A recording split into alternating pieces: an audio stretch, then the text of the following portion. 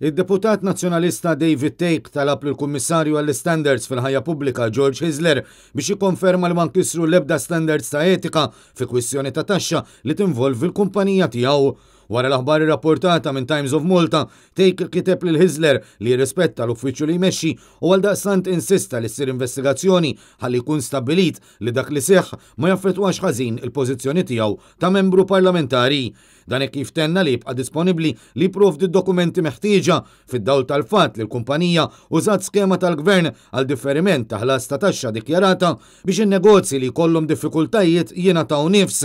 Minnaħa tiegħu l-Partit Nazzjonalista qal fi stqarrija li l-Prim Ministru Robert Abela qed juża kejl differenti ma' min jaqbillu għax ċar li għandu l-interess personali li jipprova jxebbaħ ġid mhux spjegat u ħlasijiet differiti ta' VAT, żewġ affarijiet kompletament differenti.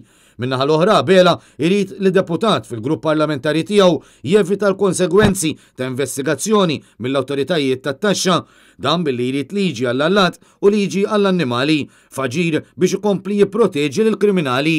Il-Partit Nazzjonalista saħaq li biex ikun kredibbli Abela għandu jibda billi jippubblika id-dħul tiegħu tal-2016 li sissa naqas milli jagħmel. Għandu jiżgura wkoll il-proprjetajiet u d-dajjes kollha tiegħu ikunu ddikjarati kif suppost.